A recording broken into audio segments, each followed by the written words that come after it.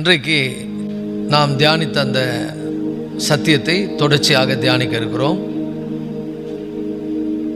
இயேசு ஒரு மனிதனுடைய இருதயத்தை அவர் அறிந்து அவனுடைய பாவத்தை மன்னிக்கக்கூடிய ஒரு தேவனாக இருக்கிறார். அவர் ஒரு மனிதனுடைய இருதயத்தை அறிந்து அவனுடைய பாவத்தை மன்னிக்கக்கூடிய வல்லமை உள்ள ஒரு தேவனாய் இயேசு என்ன பண்ணுகிறார்? இருக்கிறார். அவர் வெறும் பாவத்தை மாத்திரமல்ல, அவர் பாவத்தை மன்னிக்கிற தேவன். அதை இயேசு இந்த உலகத்தில் வாழ்ந்த காலங்களில் நடந்த ஒரு சம்பவத்தின் மூலம் நமக்கு அதை வெளிப்படுத்துகிறார் என்பதை குறித்து போன வாரத்தில் நம்ம பார்த்தோம். அது மத்தேயு எழுதின சுவிசேஷத்தில் 9ஆம் அதிகாரத்தில் நடந்த ஒரு சம்பவத்தை நாம் மையமாய் கொண்டு தியானித்திருக்கிறோம். மத்தேயு 9ஆம் அதிகாரம் 4ஆம் வசனத்திலிருந்து 6ஆம் வசனம் வரைக்கும். இயேசு அவர்கள் நினைவுகளை அறிந்து,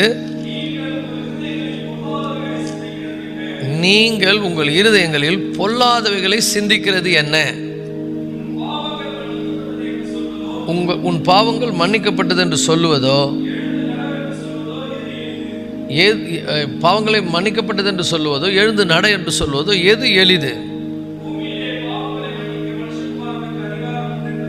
பூமியிலே பாவங்களை மன்னிக்க மனுஷகுமாரனுக்கு அதிகாரம் உண்டு என்பதை நீங்கள் அறிய வேண்டும் என்று சொல்லி திமிர்வாதக்காரனை நோக்கி, நீ எழுந்து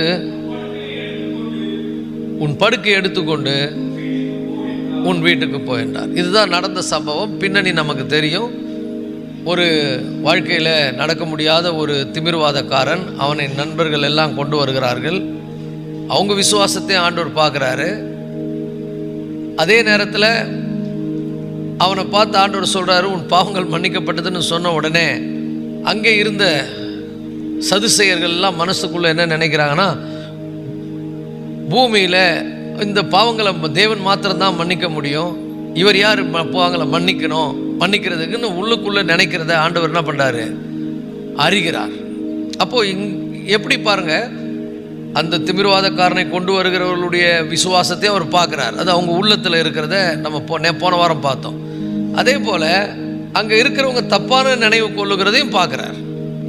இப்போ இதன் மூலம் நமக்கு தெரிஞ்சு கொள்ளக்கூடிய ஒரு உண்மை என்னன்னா, நம்முடைய இருதயங்களை ஆண்டவர் பார்க்குறார். நம்முடைய இருதயங்களை அவர் என்ன பண்ணுகிறார்? அறிகிறார். அவருக்கு ரெண்டாவது, அவருக்கு பாவத்தை மன்னிக்கிறதுக்கு என்ன இருக்குது? அதிகாரம் இருக்கிறது.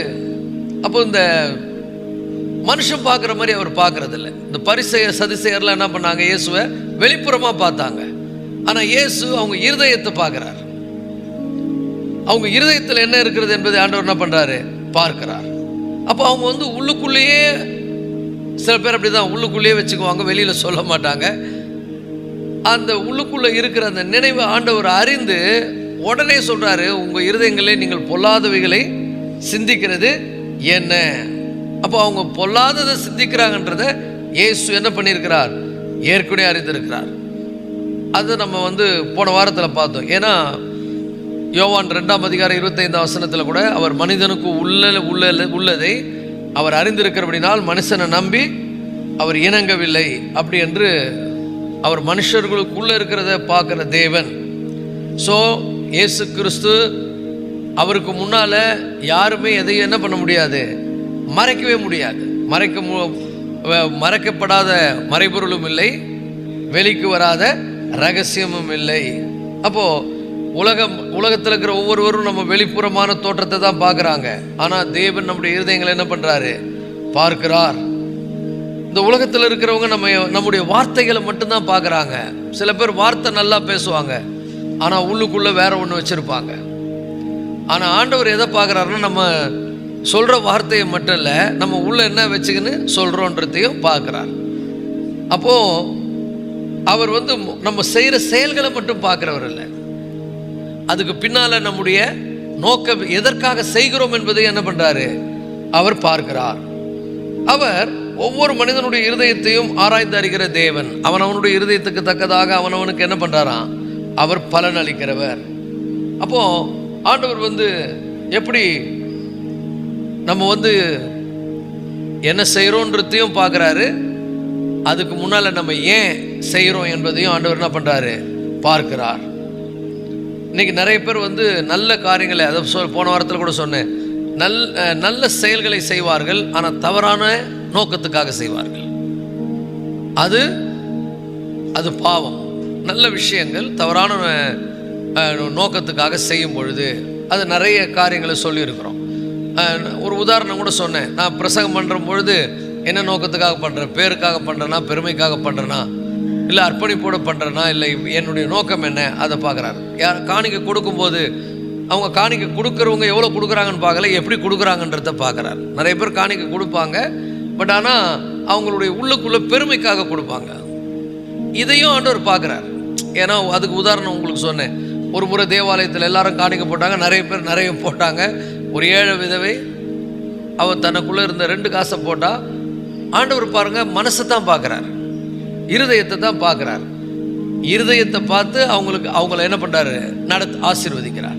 அதனால தான் அவனவனுடைய இருதயத்துக்கு தக்கதாக அவனவனை என்ன பண்ணுறாரு, ஆசீர்வதிக்கிறார். இது தாவீது நன்கு அறிந்தபடினால தாவீது என்ன சொன்னார்னா, என்னுடைய உட்காருதலையும் என்னை எழுந்திருத்தலையும் நீர் அறிந்திருக்கிறீர், என் நினைவுகளை தூரத்திலிருந்து அறிகிறீர். அவர் தான் தேவன். தேவன் எப்படிப்பட்டவர், நம்ம என்ன நினைக்கிறோன்றத அவர் தூரத்திலிருந்து என்ன பண்றாராம், அறிகிறார் என்பதை தாவீது அறிந்திருந்தார். அப்ப தாவீது அறிந்திருந்தபடினால் அவர் சொன்னார், ஆண்டவரே என்னுடைய வாயின் வார்த்தையும் இருதயத்தின் தியானமும் உமக்கு முன்பாக எப்படி இருப்பதாக, பிரீதியாக இருப்பதாக. அப்போ இருதயத்தின் தியானம் அப்படின்னு தமிழில் வருது, ஆங்கிலத்தில் the thoughts of your heart அப்படின்னு வருது. அப்படின்னா நீ இருதயத்தில் என்ன நினைக்கிற. என் வாயின் வார்த்தை, சில நேரங்களில் நம்ம ஆண்டவரை நல்லா ஸ்தோத்தரிப்போம், துதிப்போம். இருதயம் சரியில்லாவிட்டால், இன்னொரு இடத்துல தாவீது சொல்றாரு, என் இருதயத்தில் அக்கிரம சிந்தை கொண்டிருந்தேன், ஆனால் தேவன் என் விண்ணப்பத்துக்கு என்ன பண்ண மாட்டார், செவி கொடுக்க மாட்டார். அப்போ சுத்திகரிக்கணும் நம்முடைய இருதயத்தை புரிஞ்சுக்கணும். ஏன்னா மகா திருக்குள்ளதும் கேடுள்ளதுமா இருக்கிறது என்று எரேமியா தீர்க்கதரிசி சொல்லுகிறார். இதயமே எல்லாவற்றை பார்க்கலும் மகா திருக்குள்ளதும் கேடுள்ளதுமா இருக்கிறது, அதை அறியத்தக்கவன் யார் அப்படின்னு சொல்றார். அப்போ பிரச்சனை எங்கன்னா வெளியில செய்யற செயல்கள்ல உள்ள இருக்கிறதுனால தான் அது வெளியே வருது. அதுதான் ஆண்டவர் சொல்றாரு, மனுஷன் எப்படி எனில் மனிதனுடைய வாய்க்குள்ள போறது மனுஷனை தீட்டுப்படுத்தாதுப்பா, அவன் வாயிலிருந்து வருவதுதான் தீட்டுப்படுத்தும். எப்படி எனில் மனிதனுடைய இருதயத்துக்குள்ளிருந்து பொல்லாத சிந்தனைகளும் விபச்சாரம் பேசித்தனம் நிறைய காரியங்கள் மனுஷனுடைய இருதயத்துக்குள்ளிருந்து புறப்பட்டு வருது. இதை புரிஞ்சுக்குங்க. அதுக்கு தான் எனக்கு ஆண்டவர் தேவை. ஏன் எனக்கு ஆண்டவர் தேவை, என் இருதயம் திருக்குள்ளதும் மகா கேடுள்ளதுமா இருக்கிறது. இப்போ இந்த இருதயத்தை ஆண்டவருக்கு முன்னால் என்ன பண்ணுவது, ஊற்றி விடுவது. என்னுடைய இருதயம் சரியில்லை ஆண்டவரே, இருதயத்தை நீங்கள் சுத்திகரிங்க, சுத்த இருதயத்தை என்னிலே சிருஷ்டிங்க. தாவீது சொல்றார் பாருங்க, சுத்த இருதயத்தை என்னிலே சிருஷ்டிங்க, நிலைவரமான ஆவியை உள்ளத்தில் என்ன பண்ணுங்க, புதுப்பிங்க. அப்போ நம்ம விண்ணப்பங்கள் கூட இதை பேஸ் பண்ணி தான் இருக்கணும். சில நேரங்களில் தானாக வந்துடும். ஆண்டவருக்கு பிரியமில்லாத சில தாட்ஸ், எண்ணங்கள் நமக்குள்ளே வரும். நம்ம புரிஞ்சுக்கணும், நம்முடைய இருதயமானது மகா கேடுள்ளதாக இருக்குது, திருக்குள்ளதாக இருக்கிறது. ஆண்டவரே கேட்குறாரு, இது அறியத்தக்கவன் யார். அல்லேலூயா. அப்போ நமக்கு ஞான இருதயம் வேணும். நம்ம இருதயத்தை நம்ம என்ன பண்ணோம், சோதித்து அறியணும். அப்போ எல்லா இருதயத்தில் வரக்கூடிய எல்லா நினைவுகளையும் நான் என்ன பண்ணக்கூடாது, நம்பக்கூடாது. அதில் சில நேரங்களில் தவறான நினைவுகள்லாம் வரும், பிற்போக்கான நினைவுகள். நல்லா இருக்கிறவங்கள கூட கலங்க பண்ணுகிற சில நினைவுகள், நல்லா இருக்கிறவங்களுடைய இருதயத்தை கெடுக்கக்கூடிய எண்ணங்கள், அதை நம்பக்கூடாது. இருதயத்தில் வரக்கூடிய எல்லா எண்ணங்களையும் அதை நம்பக்கூடாது. அதே மாதிரி எல்லா உணர்வுகளையும் நம்ம கண்ட்ரோல் பண்ணுறதுக்கு நம்ம இடம் கொடுக்கக்கூடாது. நம்முடைய உணர்வுகள் நம்ம கண்ட்ரோல் பண்ண என்ன பண்ணக்கூடாது, ஒரு நாளும் இடம் கொடுக்கக்கூடாது. அதே மாதிரி எல்லா மனசில் வரக்கூடிய ஆசைகளையும் நம்ம என்ன பண்ணக்கூடாது, பின்தொடரக்கூடாது. இதயத்தில் வரக்கூடிய ஆசைகளை எல்லாம் என்ன பண்ணக்கூடாது, அது ஆசை வருதுன்னு சொல்லி அது பின்னால் நான் போவே கூடாது. அப்போது எல்லா எண்ணங்களையும் எல்லா நினைவுகளையும் நான் கர்த்தரிடத்தில் கொண்டு வந்து அவருக்கு முன்னால் என்ன பண்ணணும், அதை அறிக்கையிடணும். இந்த மாதிரி என்னுடைய இருதயம் இருக்கிறது, என்னுடைய எண்ணங்கள் இருக்கிறது. ஸோ அதனால தான் வேதம் சொல்லுது, எல்லா எண்ணத்தையும் அவர்கிட்ட கொண்டு வந்துரு. என்னென்ன மனசுல வருதோ அதை நான் இருதயத்தில் வரக்கூடியதை எல்லா எண்ணத்தையும் நீ என்ன பண்ணாத, நம்பாத. எல்லா எண்ணத்துக்கு பின்னாடியும் செயல்பட்டு அதை ஃபாலோ பண்ணி போகாத. எந்த வரக்கூடிய எண்ணங்களை நம்பாத, ஃபீலிங் படி வாழாத, அதை என்னிடத்துல கொண்டு வான்னு சொல்றார். 2 கொரிந்தியர்ல நம்ம வாசிக்கிறோம் 10ஆம் அதிகாரம் 5ஆம் வசனம். 2 கொரிந்தியர் 10ஆம் அதிகாரம் 5ஆம் வசனம். 2 கொரிந்தியர் 10ஆம் அதிகாரம் 5ஆம் வசனம்.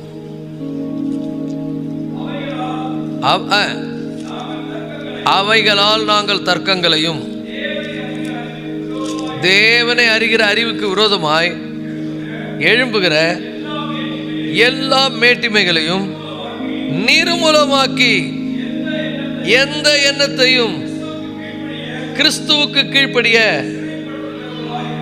சிறைப்படுத்துகிறவர்களா இருக்கிறோம். ஆங்கிலத்தில் எப்படி வருது? we are taking every thought captive to the obedience of Christ. கிறிஸ்துவுக்கு கீழ்ப்படிய அதை சிறைப்படுத்தணும். இன்னொரு முறை அந்த வசனத்தை 5ஆம் வசனம் வாசிப்போம். அவைகளால் நாங்கள் தர்க்கங்களையும் தேவனை அறிகிற அறிவுக்குறமாய் எழும்புகிற, இதெல்லாம் எண்ணங்களை சார்ந்தது, எல்லா மேட்டிமைகளையும் நிர்மூலமாக்கி எந்த எண்ணத்தையும் கிறிஸ்துவுக்கு கீழ்ப்படிய, எல்லாம் சத்தமா சொல்லுங்க, எந்த எண்ணத்தையும் கிறிஸ்துவுக்கு கீழ்ப்படிய சிறைப்படுத்துகிறவர்களா இருக்கிறோம். அப்போ எந்த எண்ணம் வந்தாலும் அதை நாம் என்ன பண்ணோம்? ஆராய்ந்து பார்த்து, இது எப்படி ஆராய்ந்து பார்ப்பது, எப்படி அதை சிறை பிடிக்கணும்? அதை முதல்ல நமக்கே தெரியும், நம்முடைய உணர்வுகளே தெரியும். சில எண்ணங்கள்லாம் நம்ம ரொம்ப ஆசை காட்டிடும். நீங்க நிறைய மோசம் போறவங்களுடைய வாழ்க்கையெல்லாம் பாருங்க, ஆசை. நல்ல பழமொழி சொல்லி வச்சிருக்காங்க நம்ம நாட்டில், பேராசை பெரு நஷ்டம். இந்த ஆசை வந்த உடனே என்ன பண்றது? யாருக்கிட்டையும் ஆலோசனை கேட்கறது கிடையாது, யாரையும் கேட்கறது கிடையாது, தேவனிடத்துல போய் சொல்லுவதும் கிடையாது. ஆண்டவர்கிட்ட போய் இந்த மாதிரிலாம் மனசுல தோணுது, ஆண்டவர் இதை செய்யலாமா, இதை பண்ணலாமா? எத்தனை சீட்டு கம்பெனியில போய் கட்டி மோசடி ஆகுறாங்க தெரியுமா? எத்தனை பேர் தெரியுமா அந்த ஃபோன் வழியா ஏமாந்து போறாங்க? அந்த ஃபோனில் பேசுகிற அந்த பேச்சு, உங்கள் பணத்தை ரெட்டிப்பாக்கிடுவோம், அப்படி ஆசை காட்டினோடனே அது எண்ணங்களில் பார்த்தா கற்பனை எங்கேயோ போகுது. உடனே அதை என்ன பண்ணுறாங்க? செயல்படுத்துகிறாங்க. கடைசியாக எதுவும் இல்லாமல் ஏமாந்து போகிறாங்க. நான் இதை ஒரு உதாரணத்துக்காக சொல்கிறேன். அப்போ எல்லா எண்ணங்களையும், எந்த எண்ணத்தையும் அப்படின்னா, இதுதான் ஸ்பிரிச்சுவல் லைஃப், ஆவிக்குரிய வாழ்க்கை. என்னன்னா, உலகத்தில் இருக்கிற, நான் காலையில் கூட சொன்னேன், உலகத்தில் இருக்கிற மனிதனை மாதிரி நான் என் மைண்டில் வரபடியெல்லாம் நான் செய்யக்கூடாது. நான் ஆசைப்படுற காரியத்தால் பின்னாடியெல்லாம் போகக்கூடாது. என் ஃபீலிங் சொல்றது படி நான் நடக்கக்கூடாது. நான் அதை என்ன பண்ணணும்? கிறிஸ்துவுக்கு கீழ்ப்படிய சிறைப்படுத்துகளா இருக்கணும். கிறிஸ்துவுக்கு கீழ்ப்படிய, இது ஒரு ஆவிக்குரிய வாழ்க்கையில் ரொம்ப முக்கியமான ஒரு சட்டம். ஆவிக்குரிய வாழ்க்கையில் ஒரு முக்கியமான சட்டம். அப்போ எல்லா எண்ணங்களும் என்ன பண்ணக்கூடாது? அதை ஏற்றுக்கொள்ளக்கூடாது. இந்த எண்ணங்களை என்ன பண்ணணும்? எந்த எண்ணத்தையும் கிறிஸ்துவுக்கு கீழ்ப்படிய சிறைப்படுத்தலா இருக்கிறோம், அதை கிறிஸ்துவுக்கு முன்னால கொண்டு வரணும். ஆண்டவரே, இந்த மாதிரிலாம் எண்ணம் வருது, இந்த மாதிரிலாம் உணர்வு வருது, இந்த மாதிரிலாம் நான் ஃபீல் பண்றேன், இது எல்லாம் உங்களுக்கு தெரியும். நான் உள்ளுக்குள்ள நடக்கிறத மனுஷன் பார்க்க முடியாது, ஆனா உங்களுக்கு நல்லாவே என்ன பண்ணும்? எங்க எண்ணங்கள் தெரியும். நீங்க எங்க இருதயத்தை பாருங்க ஆண்டவரே. முதல்ல கிறிஸ்துவுக்கு முன்னால கொண்டு வரும். ரெண்டாவது, நம்முடைய எண்ணங்களை தேவனுடைய வார்த்தையை கொண்டு ஒப்பிட்டு பார்க்கணும். இது கர்த்தருடைய வார்த்தையில நமக்கு ஆண்டவர் சொல்லியிருக்கிறாரா? இது கர்த்தருடைய வார்த்தையின்படி இது சரிதானா? கர்த்தருடைய வார்த்தையில இது இருக்குதா அப்படின்னு சொல்லி தேவனுடைய வார்த்தையை கொண்டு என்ன பண்ணுவது? அதை அளவிட்டு பார்ப்பது. முதல்ல கிறிஸ்துவுக்கு முன்னால கொண்டு வருவது, ரெண்டாவது அதை தேவனுடைய வார்த்தையை கொண்டு என்ன பண்ணுவது? ஒப்பிட்டு பார்ப்பது. அது தவறாயிருக்குமானால் அதை நிராகரிப்பது. சில நேரங்களில் நம்ம யாராவது சொன்னா, இந்த மாதிரி செய்யக்கூடாது, இப்படி நடக்கக்கூடாது, இப்படி பேசக்கூடாது, இதை செய்யாதன்னா, அது கர்த்தருடைய ஆலோசனையா? அது ஆலோசனைப்படி நடக்கிறதுக்கு சில பேர் கசப்பா இருக்குது. நீங்களே அதை கர்த்தர் முன்னால கொண்டு வாங்க, நீங்களே அதை வேத வசனத்தை கொண்டு என்ன பண்ணுங்க? ஒப்பிட்டு பாருங்கள். நீங்களே அது தவறாக இருக்குமானால் அதை என்ன பண்ணுங்க, நிராகரித்து விடுங்கள். அப்படிப்பட்ட எண்ணத்தை என்ன பண்ணாதீங்க, அங்கீகரிக்க கூடாது, அதை நிராகரித்து விடுங்கள். எது நல்லதோ அதை மட்டும் என்ன பண்ணுங்க, செயல்படுத்துங்க. இதுதான் ஸ்பிரிச்சுவல் லைஃப். ஆவிக்குரிய வாழ்க்கை என்ன, எது நல்லதோ அதை செயல்படுத்துவது. ஏன்னா என் தேவன் மனுஷன் பார்க்கிறவன் பாடி பார்க்கிறவர் அல்ல, மனிதனோ முகத்தை பார்க்கிறான், தேவனோ இருதயங்களை ஆராய்ந்து அறிகிறவர். இன்னொரு இடத்துல ஆண்டவர் சொல்றார், அவனுடைய இருதயத்துக்கு தக்கதாக நான் அவனை என்ன பண்ணுவேன், ஆசீர்வதிப்பேன். அப்போ ஆண்டவர் இருதயத்தை பார்க்கிறார். சரி, இந்த சம்பவத்தில் பார்த்தீங்கன்னா ஆண்டவர் ஒரு ஒரு படுக்கையில் கிடக்கிற ஒரு பேரலைஸ்ட், அவன் அவன் வாழ்க்கையில் நடந்ததே கிடையாது, பக்கவாதம் சொல்லுவாங்கல்ல, அவன் வாதை நோயினால் பாதிக்கப்பட்டு அவன் படுக்கையில் இருக்கிறான். அவனை அவருக்கு முன்னால் கொண்டு வராங்க. ஆனால் ஆண்டவர் அவனுடைய பக்க வியாதம் அந்த நோயோடு அவர் டீல் பண்ணல. ஃபர்ஸ்ட் அதை அவர் நோயை சரி பண்ண பார்க்கல. எடுத்த உடனே அவர் என்ன பண்றாருன்னா, அந்த நோய்க்கு காரணத்தை தான் அவர் கண்டுபிடிக்கிறார். So Jesus deal with the root, not only the symptoms. சிம்டம்ஸை பார்க்கலங்க, அவர் ரூட்டை பார்க்குறார், அது எதனால் வந்ததுன்னு. அநேக வியாதிகளுக்கு காரணம் என்னன்னா பாவம்.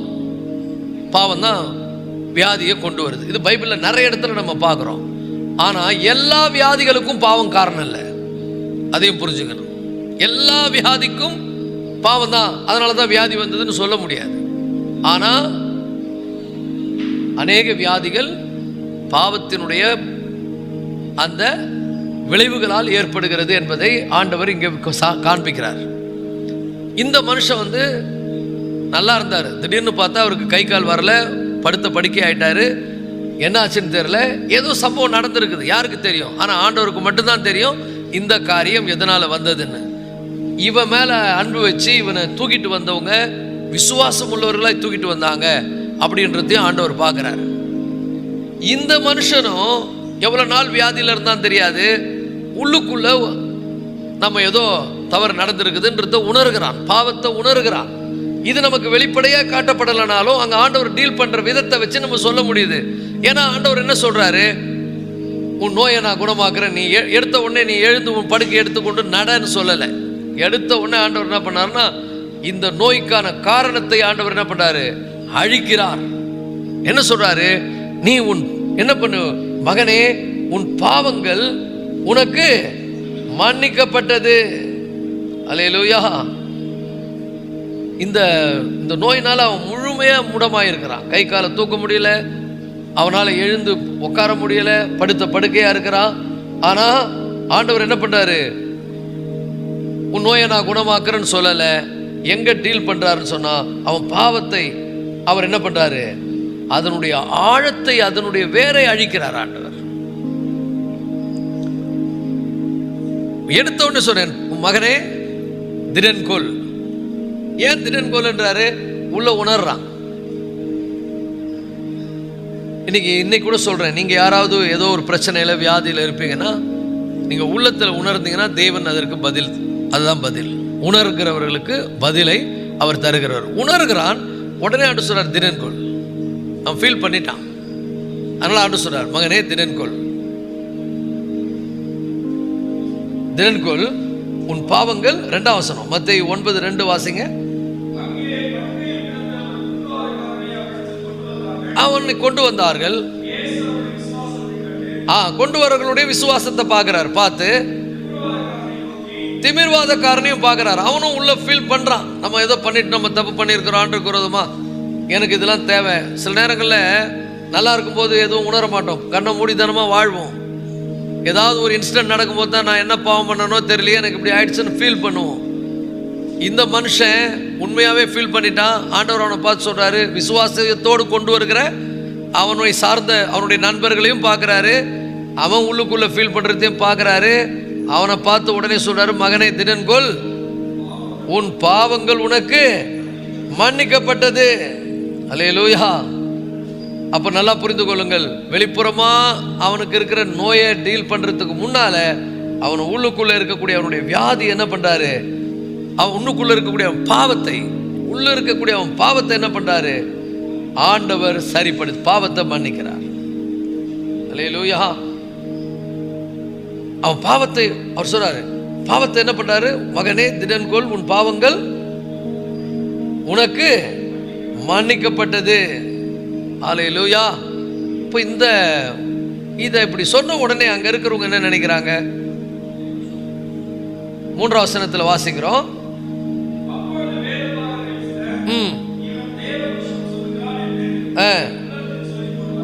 ஆமென்.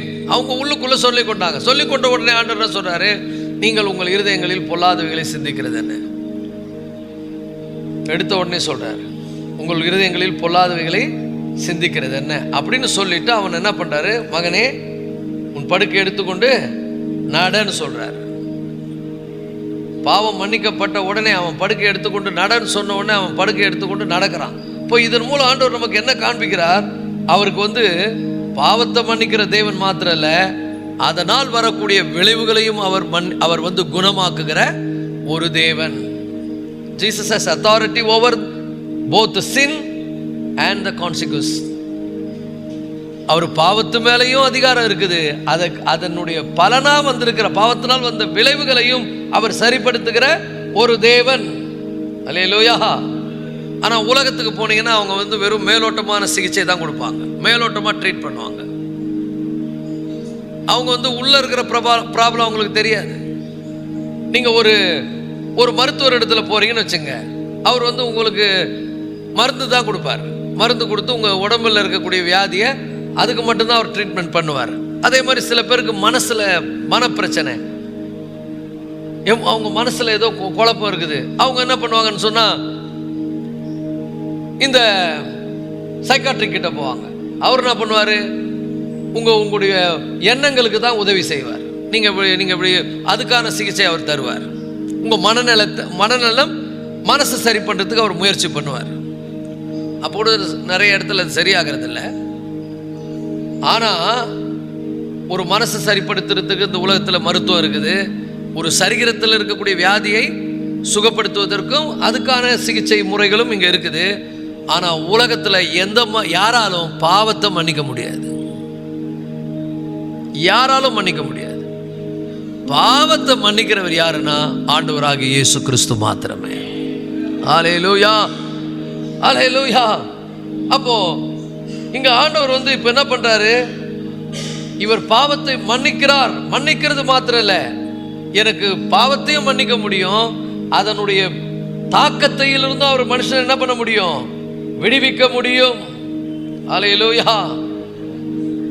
ஏன்னா பாவத்தை மன்னிக்கக்கூடிய சக்தி அவர் தேவனால் மாத்திரம் தான் முடியும். தேவன் மாத்திரம் தான் பாவத்தை மன்னிக்க முடியும். இப்போ இந்த சதுசேயர்கள் என்ன பண்றாங்க பாருங்க. அவங்க சொல்றாங்க, அவங்களுக்குள்ள ஒரு கேள்வி அவங்களுக்குள்ள இருக்குது. அந்த கேள்வி மார்க் 2ஆம் அதிகாரம், இதே சம்பவம் மார்க்ல சொல்லப்பட்டிருக்கிறது. மார்க் 2ஆம் அதிகாரம் 7ஆம் வசனம்.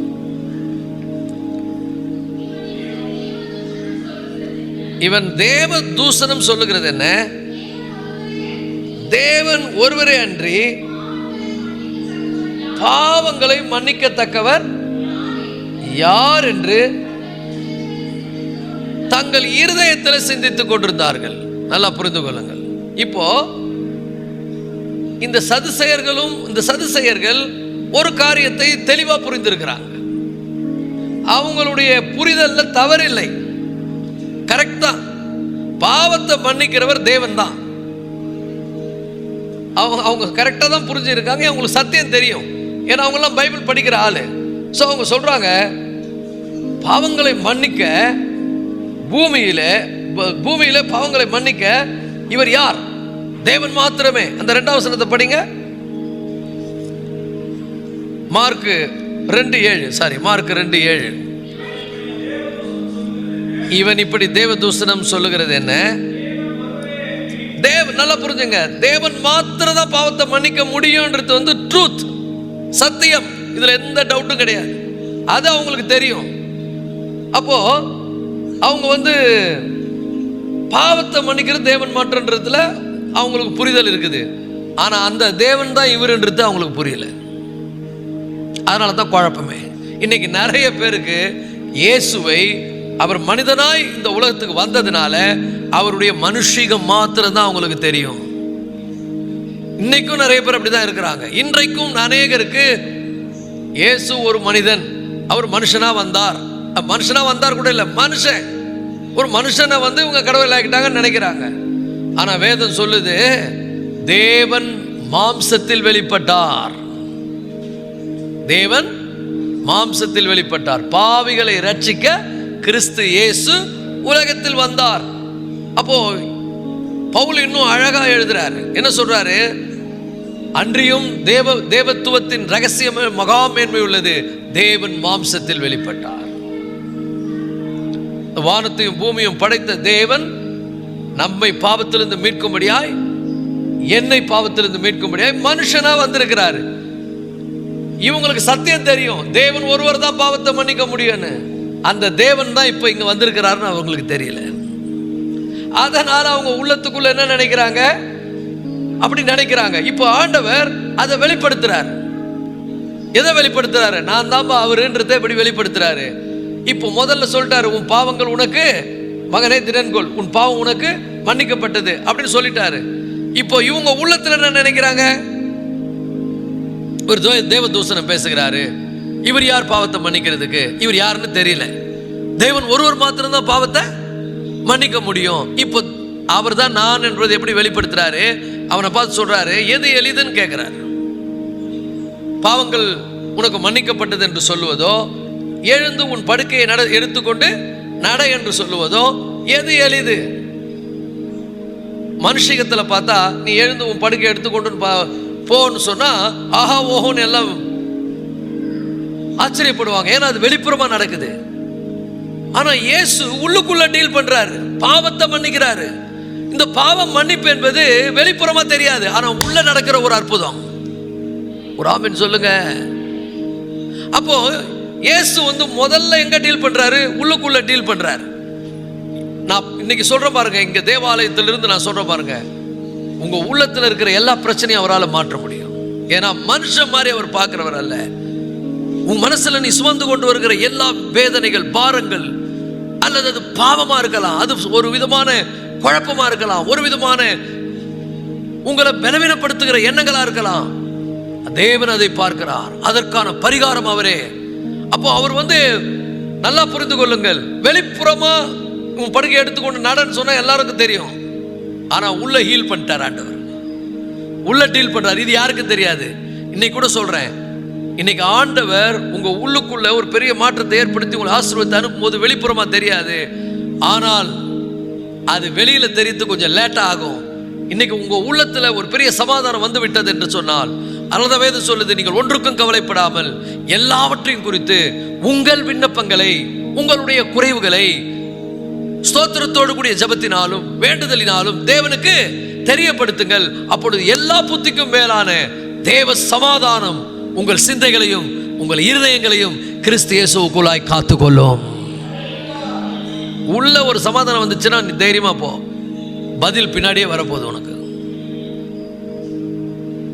அதனாலதான் ஆண்டு சொன்னாரு, நீ சமாதானத்தோடு போ, உன் வேதனை நீங்க சுகமாரு. இன்னைக்கு சொல்றேன், இந்த செய்தியை கேட்கிற எல்லாருக்கும் சொல்றேன், இயேசுவிடத்தில் வந்திருக்கிறீங்க, அவர் உங்க உள்ளத்தின் வேதனைகளை அறிகிறார், உங்க உள்ளத்துல நீங்க படுகிற பாடுகளை அறிகிறார். அவர் மீது நீங்கள் அவரை நோக்கி கூப்பிடுகிறீர்கள், உங்க உள்ளுக்குள்ள ஒரு சமாதானம் வந்துருச்சு, நீங்க அவர்கிட்ட வேண்டிக் கொண்டீங்க, அதுக்கான சமாதானத்தை அவர் கொடுத்துட்டாரு. நீங்க சமாதானத்தோட போங்க, அற்புதம் பின்னாலே வந்து கொண்டிருக்கிறது. ஹல்லேலூயா. நீ போகலாம், உன்னுடைய விசுவாசம் உன்னை ரட்சித்தது. அந்த ஒரு உள்ளத்தை தேவன் பார்க்கிறார். இப்போ ஆண்டவர் என்ன பண்றாரு? ஈஸி அது, உன் பாவங்கள் உன் படுக்கை எடுத்துக்கொண்டு நடன்னு சொல்லிட்டா எல்லாருக்கும் ஈஸியா தெரிஞ்சிடும். கஷ்டமானது எது? உன் பாவங்கள் உனக்கு மன்னிக்கப்பட்டதுன்னா அது உள்ளுக்குள்ள நடக்கிற விஷயம், யாருக்கும் தெரியாது. என்ன என் ஆனந்தம், என்ன என் ஆனந்தம் சொல்லக்கூடாது. மன்னன் கிறிஸ்து என் பாவங்களை எல்லாம் மன்னித்து விட்டாரே. பாவ மன்னிப்பை உள்ளேதான் அனுபவிக்க முடியும், வெளியில யாருக்கும் தெரியாது. அதே ஆள் தான், அதே மனுஷன் தான், பட் உள்ளுக்குள்ள ஒரு ஆனந்தம், உள்ளுக்குள்ள ஒரு பெரிய மாற்றம். இந்த மனுஷனுக்கு ரெண்டுமே நடக்குது. ஒரு ஆமென் சொல்லுங்க. இயேசு கிறிஸ்து வெறும் உன்னை மன்னிச்சிட்டோம் போன்னு சொல்ற ஒரு போதகர், உனக்கு மன்னிப்பு இருக்குதுன்னு சொல்ற ஒரு போதகர் கிடையாது. உன்னை மன்னிக்கிறவர், அதே நேரத்தில் உன்னுடைய வேதனைகளை நீக்கி உன்னை குணமாக்குகிறவர். அல்லேலூயா. எல்லாம் 2 கையை ஊற்றி அவருக்கு நன்றி சொல்லுவோம். ஆண்டவரே, நீர் பாவங்களை மன்னிக்கிறவர் மாத்திரம் இல்லை, என் வேதனைகளை நீக்கி என்னை குணமாக்குகிறவர். நீர் என்னுடைய ரட்சகர் ஆண்டவரே. ஹல்லேலூயா. I love you Jesus, I love you Lord. ஹல்லேலூயா. வேதனைகளை மாற்றுகிறவர். உள்ளுக்குள்ள ஒரு ஆனந்தமான ஒரு சம்பவம் நடக்கும். பாவங்களை மன்னிக்கிறவர், வேதனைகளை நீக்குகிறவர். அவர் ஏதோ பாவத்தை கடவுள் மன்னிப்பார்னு சொல்றதுக்கு வரல, பாவத்தை மன்னிக்க வந்தவர். அவர்தான் பாவத்தை மன்னிக்கக்கூடிய தேவன், அவர்தான் ரட்சகர், அவர்தான் ஆண்டவர். ஹல்லேலூயா. மனுஷன் அந்த பூமிக்கு அதுக்கு தான் வந்தார். நம் மீது மிகுந்த அன்புள்ளவர், அவர் சர்வ வல்லமுள்ள தேவன். அதை ஆண்டவர் செய்தே காமிக்கிறார். இந்த சம்பவத்தின் மூலம் நமக்கு வெளிப்படுத்துகிறார். ஏசாயா 43:25 இது வெளிப்படுத்தப்பட்ட ஒரு சத்தியம். ஏசாயா 43:25, நானே உன் மீறுதல்களை என் நிமித்தமாகவே குலைத்து போடுகிறேன், உன் பாவங்களை நினையாமலும் இருப்பேன். ஒரு ஆமென் சொல்லுங்க. நானே உன் மீறுதல்களை, நானே உன் மீறுதல்களை என் நிமித்தமாக என்ன பண்ணுகிறேன்? குலைத்து போடுகிறேன், உன் பாவங்களை நினையாமலும் இருப்பேன். ஹல்லேலூயா. அநேக நேரத்தில் நம்ம ஞாபகப்படுத்தி பார்ப்போம், ஆனால் அவர் மறந்துட்டார். அவருக்கு அது நினைவே இல்லை. உங்களை மன்னித்து விட்டார், உங்களை சுத்திகரித்து விட்டார், நீங்கள் புதிய சிருஷ்டியாய் மாறிவிட்டீர்கள். வெறும் பாவத்தை மன்னிக்கிறவர் மாத்திரம் இல்லை, எப்பவுமே ஆண்டவர் 2 காரியத்தை செய்வார். பாவம், அதனுடைய விளைவுகள். இதுதான் தேவனுடைய அந்த தேவத்துவத்தினுடைய தன்மை என்ன? பாவத்தை மட்டும் மன்னிக்கிறவர் இல்லைங்க, அதனுடைய விளைவுகளையும் நீக்குகிறவர். இதை சங்கீத புத்தகத்தில் வெளிப்படுத்தப்பட்டிருக்கிறது. சங்கீதம் 103 2ஆம் வசனம் 3ஆம் வசனத்தில், சங்கீதம் 103 2 3, என் ஆத்துமாவே நீ கர்த்தரை ஸ்தோத்திரி, அவர் செய்த சகல உபகாரங்களை மறவாதே, அவர் உன் அக்கிரமங்களை எல்லாம் மன்னித்து உன் நோய்களை எல்லாம் குணமாக்கி. பாருங்க, அக்கிரமத்தை மன்னிக்கிற அதே தேவன் நோய்களை எல்லாம் குணமாக்குகிறவராயிருக்கிறார். ஹல்லேலூயா. அக்கிரமத்தை மன்னிக்கிற அதே தேவன் உன் வேதனைகளை நீக்கக்கூடிய தேவனாய் அவர் இருக்கிறார். உன் அக்கிரமங்களை மன்னித்த நீ போ அப்படின்னு சொல்றவர் இல்லைங்க, உன் அக்கிரமங்களை எல்லாம் மன்னித்து உன் நோய்களை எல்லாம் குணமாக்கி. ஹல்லேலூயா. இப்போ புதிய ஏற்பாட்டு காலத்தில் மனுஷனா வந்திருக்கிறார், அதை செய்தே காமிக்கிறார். அங்க பழைய ஏற்பாட்டில் தேவன்னா யாரு? அக்கிரமத்தை மன்னிக்கிறவர் மட்டும் இல்லைங்க, அவர் வேதனையை நீக்குகிறவர், நோய்களை நீக்குகிறவர், சாபத்தை நீக்குகிறவர். இப்போ புதிய ஏற்பாட்டு காலத்தில் மனுஷனா வந்திருக்கிறாரு. எடுத்த உடனே சொல்லிட்டார், முதல்ல தேவன் என்ன பண்ணுவார்? பாவத்தை மன்னிப்பார். என் மகனே திடன்கொள், உன் பாவங்கள் மன்னிக்கப்பட்டது. ரெண்டாவது என்னது? உன் படுக்கை எடுத்துக்கொண்டு நட, உன் வேதனையை மாற்றுகிறவர். இந்த மாலை வேளை நான் உங்களுக்கு சொல்லுகிறேன், இயேசு கிறிஸ்து அவர் சர்வ வல்லமுள்ள தேவன், எல் ஷடாய் சர்வ வல்லமுள்ள தேவன். அவர் பாவங்களை மாத்திரம் மன்னிக்கிறவர் அல்ல, உங்கள் வேதனைகளை அவர் நீக்குகிறவர். பக்கத்தில் பார்த்து சொல்லுங்க, உன் துக்கம் சந்தோஷமாய் மாறும். அல்லேலூயா. விசுவாசத்தோட போங்க, நம்பிக்கையோட போங்க, உறுதியாய் நம்புங்கள். உன் கண்ணீரை துடைக்கிறவர், உன் கதறலை கேட்கிறவர், உன் வேதனையை மாற்றுகிறவர், அதுக்கு முன்னால பாவத்தை மன்னிக்கிறவர். அல்லேலூயா. உன் அக்கிரமங்களை மன்னித்து உன் நோய்களை எல்லாம் குணமாக்கி உன் பிராணனை அழிவுக்கு விலக்கி மீட்டு உன்னை கிருபையினாலும் இரக்கங்களினாலும் முடிசூட்டி நன்மையினால் உன் வாயை திருப்தி ஆக்குகிறார். கழுகுக்கு சமானமாய் வயது திரும்ப வாழ வயது போல் ஆகிறது. ஒடுக்கப்படுகிற யாவருக்கும் கர்த்தர் நீதியையும் நியாயத்தையும் செய்கிறார். இன்னைக்கு ஒடுக்கப்பட்டு வந்திருக்கிறீங்களா? இன்னைக்கு நெருக்கப்பட்டு வந்திருக்கிறீங்களா? உங்களுக்கு ஒரு நீதியை நியாயத்தை செய்து சீக்கிரத்தில் உங்களை ஆசீர்வதிக்க அவர் வல்லவராயிருக்கிறார். அதே தேவன், பாவத்தை மன்னிக்கிற அதே தேவன் உங்கள் வேதனைகளை, உங்கள் நோய்களை, உங்கள் சாபத்தை நீக்க வல்லவராயிருக்கிறார். இவர்கிட்ட வாங்க. எங்கெங்கேயோ போறீங்க, இன்னைக்கு பாவம் தீர்றதுக்கு எங்கெங்கே போகிறீங்க, பாவமும் தீரலை, பாவத்து மேலே பாவம் தான் வருது, பிரச்சனையும் மாறலை, பிரச்சனை மேலே பிரச்சனை, வியாதியும் நீங்கலை, மாந்திரிக சக்தியினால் பீடிக்கப்பட்டு பிசாசினால் அலைக்கழிக்கப்பட்டு அழிந்து கொண்டிருக்கிறவர்களே, உங்களுக்கு நல்ல செய்தியை சொல்லுகிறேன். இயேசு கிறிஸ்து சர்வ வல்லமுள்ள தேவன். அவர் பாவத்தை மாத்திரம் மன்னிக்கிறவர் அல்ல, உன் சாபத்தை நீக்குகிறவர், உன் வேதனைகளை மாற்றுகிறவர், உன் நோய்களை குணமாக்குகிறவர், உன்னை நன்மையினால் திருப்தி ஆக்குகிறவர், உன்னை எல்லா தீங்குக்கும் விலக்கி காக்கிறவர். அல்லேலூயா. அவரை நம்பு, அவரை சார்ந்து கொள், அவரிடத்துல வா. முதல்ல உன்னுடைய பாவத்தை நினைச்சு வருத்தப்படு. உன் பாவத்தை கர்த்தரிடத்தில் என்ன பண்ணு, அறிக்கை இடு. இயேசு கிறிஸ்து தன்னுடைய வல்லமையை இந்த இடத்துல என்ன பண்றாரு, நிரூபித்து காண்பிக்கிறார். அங்க அவனை பார்த்து ஆண்டவர் சொல்றாரு 5ஆம் வசனத்துல, 5ஆம் வசனம் 9ஆம் அதிகாரம் மத்தேயு 9:5, உன் பாவங்கள் மன்னிக்கப்பட்டது என்று சொல்வதோ, ஏது நடவென்று சொல்வதோ, ஏது எளிது? அல்லேலூயா. எதுங்க எளிது? முதல்ல பாவத்தை மன்னிக்கிறது தாங்க முக்கியம். ஆனால் வெளிப்புறமாக தெரியாதுங்க. எழுந்து நடன்னு சொன்னால் அது எல்லாருக்கும் தெரியும். ஆமாம், எழுந்து நடந்து போகிறாரு, அதெல்லாம் பார்க்குறாங்க. இவர் ரெண்டுத்தையுமே செய்கிறவர். அல்லேலூயா. ரட்சிப்பின் அனுபவத்தை உங்களுக்கு தருகிறவர், ஒரு புதிய மனிதனாய் உங்கள் வாழ்க்கையை மாற்றுகிறவர், உங்களை அப்படியே ஆளே மாற்றிடுவார். உங்களுடைய வாழ்க்கை மாறும், உங்கள் வாழ்க்கையில் குணங்கள் மாறும். நீங்கள் அப்படியே தேவனுடைய நற்குணங்களால் நிரப்பப்படுவீங்க. உங்களை அப்படியே அவர் என்ன பண்ணுவார், பரிசுத்தத்தால் அலங்கரிப்பார். ஒரு நல்ல தேவன் இவர்கிட்ட வாங்க. அவர் அழைக்கிறார். வருத்தப்பட்டு பாரம் சுமக்கிறோலே எல்லாரும் என்கிட்ட வாங்கன்னா நீ எங்கெங்கே ஓடுறீங்களே? எங்கே போனாலும் உன் பிரச்சனையை தீராது. ஏன்னா எல்லா பிரச்சனைக்கு காரணம் பாவம். பாவத்தையே தீர்க்கிற இதே தேவன் உன் சாபத்தை மாற்றக்கூடியவர், உன் சங்கடங்களை தீர்க்கக்கூடியவர், உன் வேதனைகளை மாற்றக்கூடியவர், உன் கவலைகளை, உன் கண்ணீரை அவர் தீர்க்கிறவர். அல்லேலூயா. 6ஆம் வசனத்தில் வாசிக்கிறோம். அதே 9ஆம் அதிகாரம் மத்தேயு 9, பூமியிலே பாவங்களை மன்னிக்க மனுஷகுமாரனுக்கு, அதாவது மனிதனாய் வந்திருக்கிற நான், மனித குமாரனாய் வந்திருக்கிற நான் பூமியில மன்னிக்க எனக்கு அதிகாரம் உண்டு என்பதை எல்லாரும் தெரிஞ்சுங்க. இன்னைக்கு சொல்றேன் பாருங்க, இவர் சர்வ வல்லம் உள்ள தேவன் என்பதை, இவர் மனுஷ குமாரனாய் வந்திருக்கிறார். மனுஷன் அப்படின்னு நீ நினைச்சேனா, அவர் தேவன் என்பதை நீ அறிந்து கொள்ளணும்னா, இன்னைக்கு உங்களுக்கு சொல்லுகிறேன், உன் வாழ்க்கையில் இருக்கக்கூடிய வேதனைகளை, கவலைகளை, கண்ணீர்களை அவரிடத்துல கொண்டு வா.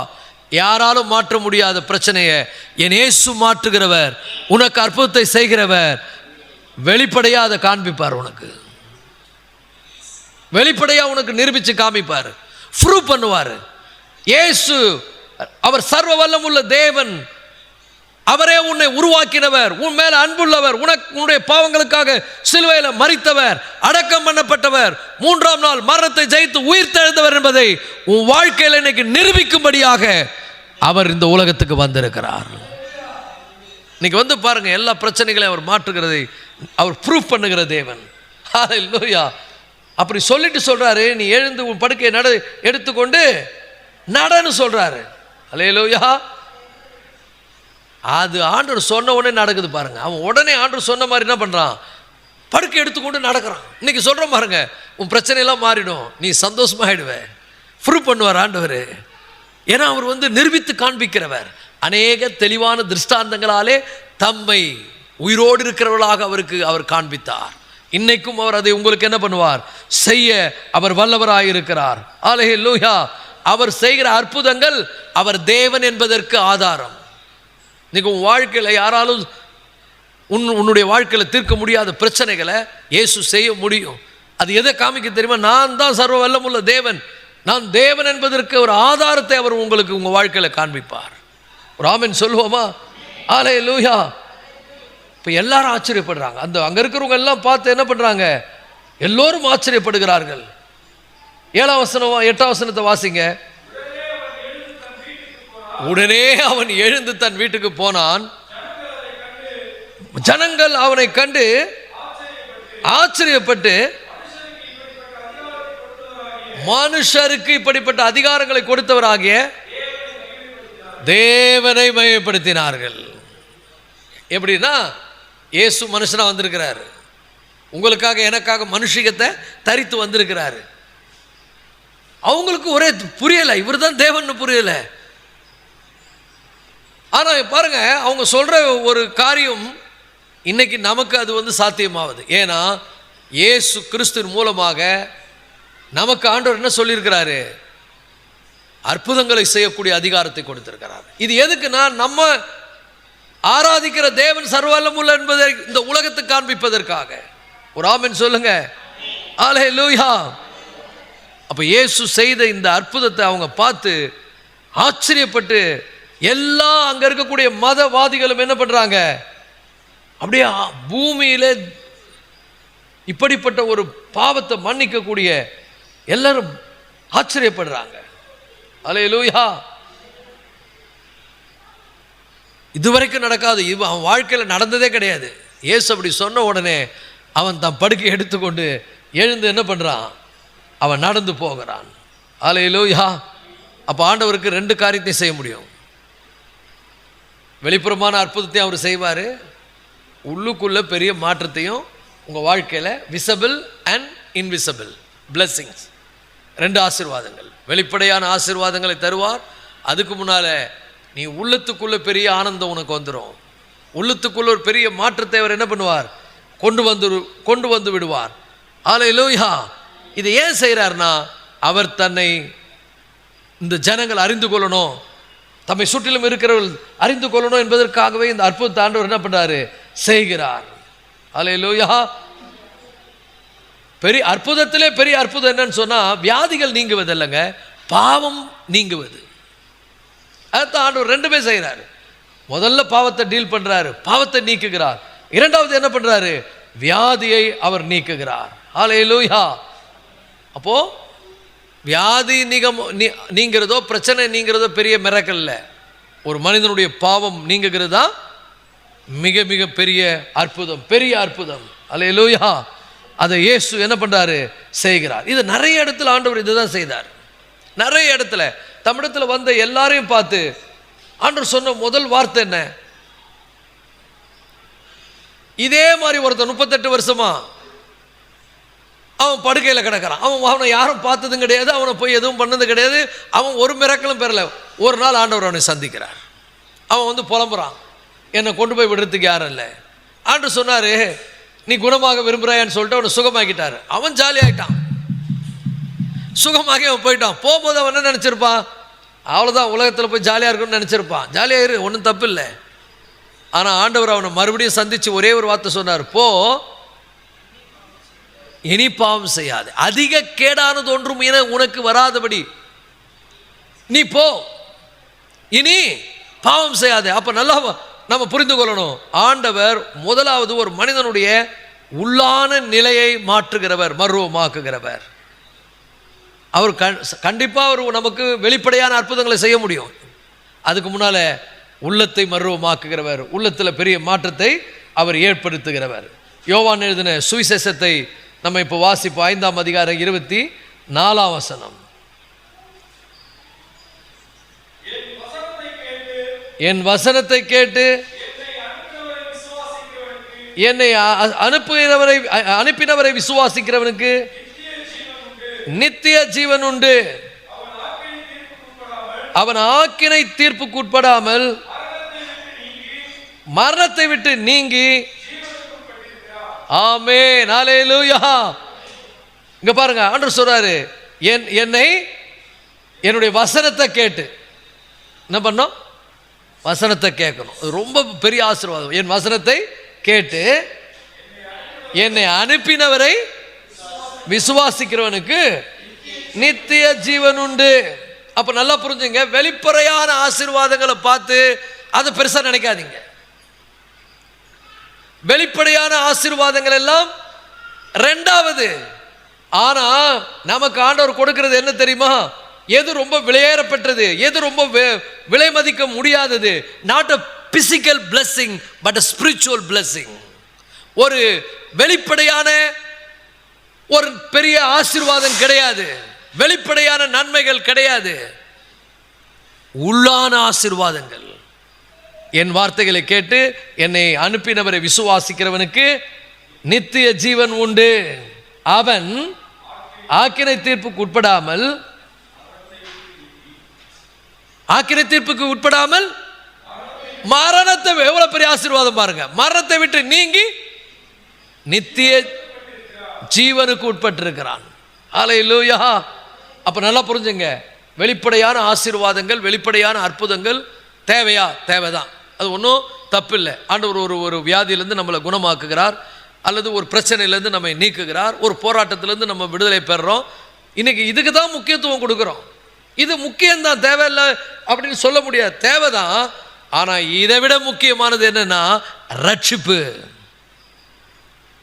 உள்ளுக்குள்ள ஏற்படுகிற அந்த பிளெஸிங். என் வசனத்தை கேட்டு என்னை அனுப்புகிறவரை விசுவாசிக்கிறவனுக்கு என்ன உண்டு? எது வேல்யூ? நித்திய ஜீவன் வேணுமா? நல்லா புரிஞ்சுங்க, இம்மைக்குரிய ஆசீர்வாதங்கள் வேல்யூவா? நித்தியமான ஆசீர்வாதங்கள் வேல்யூவா?